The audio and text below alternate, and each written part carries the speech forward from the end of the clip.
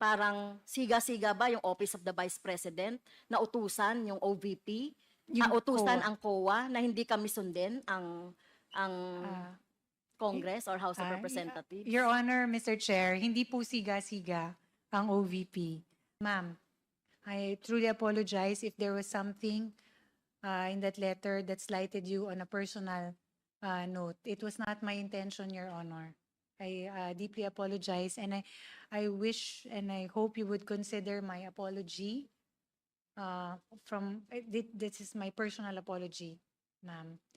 I'll bring you back to another document. August 21, 2024. Muli na naman po kayong sumulat kay chairman ng COA. At dito, sa laman po ng sulat ninyo, ipinapakiusap ninyo na kung maaari, wag i-share ang audit observation ng COA sa Kongreso. Noong August 13, 2024, nag-issue ang House Committee ng Appropriations ng subpoena, Duces Tecum, sa COA kaugnay ng COA Audit Report tungkol sa pondo ng OVP at DepEd.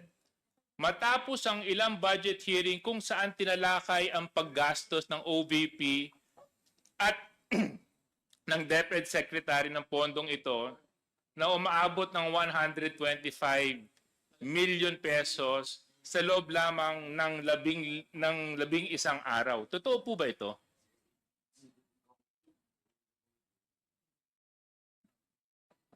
Your Honor, I'm sorry, I did not catch the question. Respectfully, may you please repeat? I'm sorry. Attorney Lopez, nag-issue po kayo ng sulat sa COA ng August 21, 2024. Tama po ba mali? Yes, Your Honor. Ano po ang dahilan kung bakit po kayo sumulat sa COA? I understand during the time, Your Honor, there was a subpoena issued to the Commission on Audit for the release of certain documents pertaining to the ongoing audit of some transactions of the Office of the Vice President. So ang dahilan kung bakit po kayo sumulat sa COA ay upang pigilan ang COA mag-release ng kanilang audit report and other related documents tungkol sa utilization ng confidential funds ng OVP at ng DepEd. In your words, you said here, you are of the position that the subject subpoena should not be complied with. Is this correct? Your Honor, Is this correct? It's a yes or no, Attorney Lopez. Is this correct? Were these the words you affixed on your letter?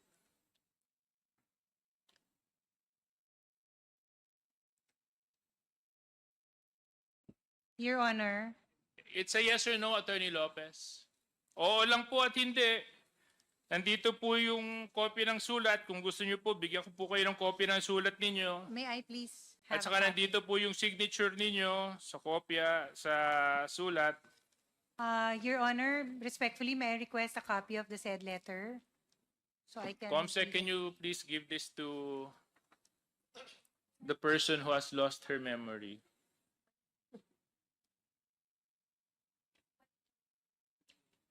Can you just confirm this letter?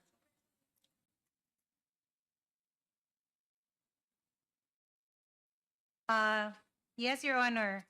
Okay. Indicated in Anyway, the second Comsec, can I have paragraph. my copy back? Since she has confirmed the letter. Okay. Thank you.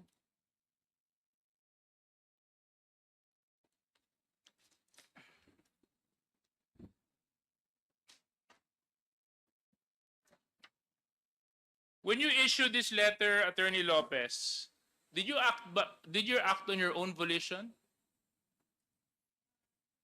Yes or no? No, Your Honor. Hindi. Hindi kayo nag-iisa. So sino ang kasama ninyo nung ito po ay inyong ipinarating sa Commission on Audit na hindi dapat sila sumunod sa subpoena duces tecum ng Kongreso? Your Honor, this was a matter I consulted with Mr. Lemuel Ortonio. Kayong dalawa lang.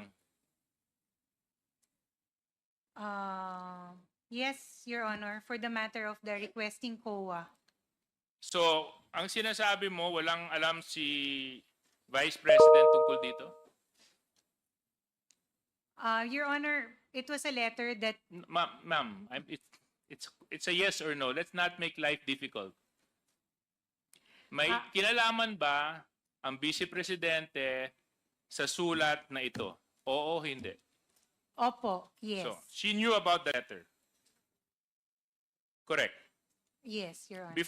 Before you signed off to it and sent it to COA, correct? Yes. So, kayo po ba, Attorney Lopez, kasi ang dating po sa amin nito ay, una, hindi nun nire-respeto yung subpoena authority ng Kongreso. Pangalawa, parang sinusupil nyo yung karapatan ng mamamayan malaman kung paano ginagamit ang pondo ng mga ahensya na pinagkakatiwalaan ng mamamayan. Na pagdating sa oversight function ng mababang kapulungan at ng Senado, kung ito man ay kanilang gagamitin, ito ay hindi nyo kinikilala. Dahil sa sulat na ito, ipinapakiusap ninyo sa COA na huwag sumunod sa subpoena na in-issue ng Kongreso para hindi ibigay ang COA report sa Kongreso. At sa aking pananaw,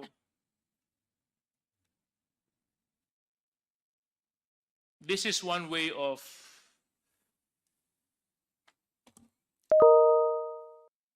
how do you explain it, Congressman Zia? You're good in explaining. Of covering the truth. Tinatakpan ng totohanan. Kasi kung wala naman kayong tinatago, di ba? Kung wala naman kayong tinatago, ba't nyo pa papakiusapan yung isang ahensya na hindi i-share ang mga dokumento patungkol sa isang investigasyon na isinasagawa ng isa pang ahensya? Hindi i-share ang mga dokumento patungkol sa isang investigasyon na isinasagawa ng isa pang ahensya. Di ba? Ngayon, Attorney Lopez,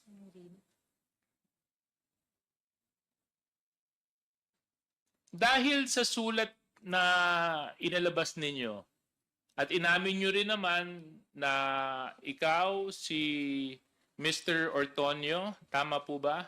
At ang ating Vice Presidente ang may alam tungkol sa sulat na ito.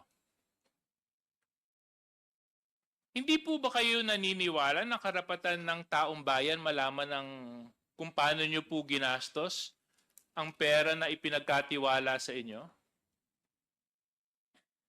Your Honor, may I answer? Please answer. Mr. Chair, thank you. Respectfully, Your Honor, that letter does not in any way seek to undermine the power of Congress as regards matters regarding to the power of the purse. It is not. It is simply a request to the Commission of Audit, given that there is still an ongoing audit investigation. That's why we requested that since hindi pa naman po natatapos yung audit, hindi naman po din tama na ibibigay na muna yung ganung documents. With due respect also to the audit still being done at the Office of the Vice President. So yun lang po yung position namin. We do not seek to belittle nor undermine the power of Congress, Your Honor. That is the farthest Yes, and the least of our intention. But Attorney Lopez, that is not a call for you to make. Right? Your Honor, it was Precisely because you are the agency that is being investigated. That's totally uncalled for. You're asking another agency not to cooperate with Congress when an ongoing investigation is happening. That's suppression of the truth. At the very least, dapat hinayaan nyo na lang. Di ba? Kung wala naman kayong tinatago, pwede nyo naman po ipaliwanag yun dito pag nag-hearing na tayo. Kasi nandito po sa sulat ninyo, parang pinipigilan nyo yung COA at pinapakiusapan nyo na huwag nyong ibigay. Nasa palagay ko po ay hindi po tama. Hindi po tama sa maraming aspeto ng pagtingin at pananaw. Kasi maaaring tama ang sinabi ninyo na hindi pa kumpleto yung pagsusuri na ginagawa ng COA, but that's not your call to make. That's COA's call to make, which they have emphasized many times while they've been here. But for this letter, Attorney Lopez, mukha po kasing talagang ayaw niyong malaman ng taong bayan kung paano niyo po ginastos yung 612 million pesos na confidential funds ng Office of the Vice President at pati po ng DepEd. Sinasabi kasi dito sa sulat na ito na tama ba request lang sa COA na wag pagbigyan yung aming request for the subpoena? It was really just a request directed to the Commission on Audit, Your Honor. Pero Mr. Chair, on the second paragraph nung kanyang letter, yung letter po ni Attorney Lopez, nakalagay dito, no, we are of the position that the subject subpoena should not be complied with for the following reasons. Ayun, na-explain mo na yon. Ano po bang ibig sabihin ng should not? Are you commanding? Are you demanding the COA na wag sumunod doon sa subpoena duces tecum? If, Your Honor, Mr. Chair, Please continue, Attorney Lopez. yes, if you read the entirety of the letter, it is really a respectful request sa Commission on Audit. We are not demanding them or instructing them. It is really a respectful request if you read in the Well, entirety. Yes, oo. Pero pag should kasi parang demanding na yon, commanding na yon para sa akin, no? And Okay? yes, and Okay, may I so also kung- add, Yes, kung hindi ito demanding,